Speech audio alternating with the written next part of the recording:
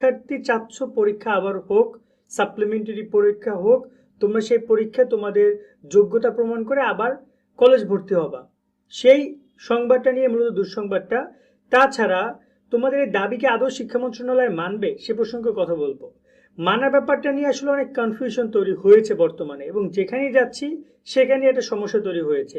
বিগত এই সরকারের আমলে অনেক আন্দোলন করেছে, তারা অনেক আন্দোলন দেখেছে, অনেক আন্দোলন সামলেছে, কিন্তু পরীক্ষার্থীদের বা কোমলমতি শিক্ষার্থীদের যে যৌক্তিক দাবিগুলো সেগুলো তারা অন্যান্য আন্দোলন যেভাবে বিতরিত করছে সেভাবে বিতরিত করে গেছে বলে আমার মনে হয়।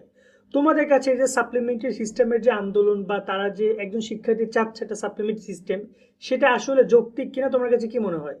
যৌক্তিক নাকি অযৌক্তিক শব্দ দুইটা হবে কমেন্টে, আর কিছুই না। সেকেন্ড যে ব্যাপারটা হচ্ছে যে শিক্ষার্থীদের চাইতে হবে কেন?